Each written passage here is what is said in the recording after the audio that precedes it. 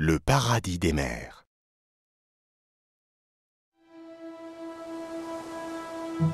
Le vent dégageait le ciel et frayait son chemin sur un tapis de lumière. Au sol, les rayons du soleil donnaient au désert son étrange pâleur. Moko et Totemi survolaient l'étendue blanche. Jamais ils ne s'étaient sentis si légers. À l'horizon, la blancheur du désert faisait place à la mer. L'océan se montra peu à peu parsemé de petites îles aux couleurs fascinantes.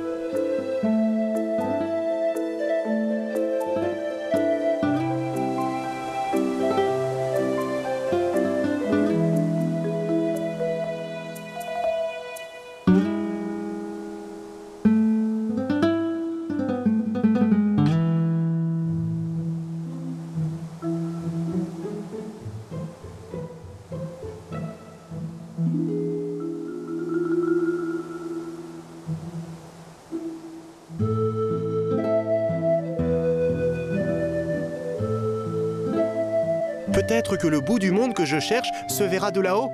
Ouvrons bien les yeux, dit Moko. Disant cela, il ne vit pas que Totemi fatiguait de rester accroché à la corde de l'aile volante. Une bourrasque de vent les souleva soudain et Totemi, épuisé, lâcha prise. « Horreur !» dit Moko. N'écoutant que son courage, il lâcha lui aussi et piqua vers les vagues. Ils tombèrent en même temps au milieu de ces îles, dans une eau transparente comme le cristal.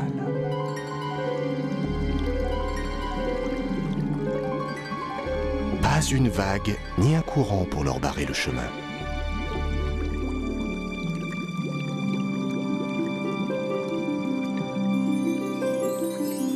Ils dérivèrent avec douceur entre le sable et l'eau claire, comme des oiseaux d'océan.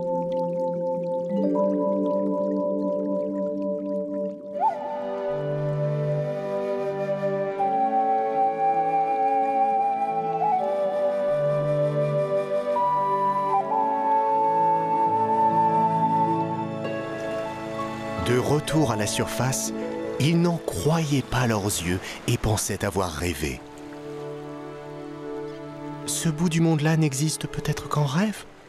dit Totemi. Il se disait que le vent était devenu un ami si fidèle qu'il les avait invités à visiter cet endroit. Comme on fait un cadeau à un ami très cher, il leur avait offert le plus doux des paradis, comme le trésor de son propre bout du monde.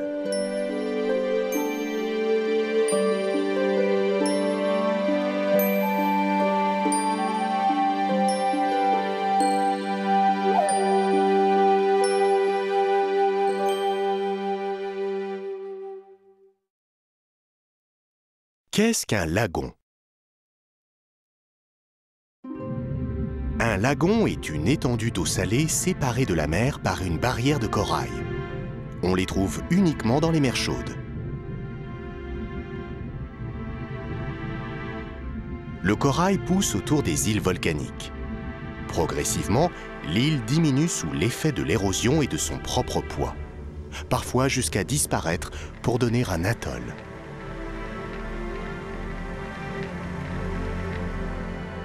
Entre le récif corallien et la terre, c'est le lagon. Il est généralement peu profond, mais certains peuvent atteindre 40 mètres de profondeur.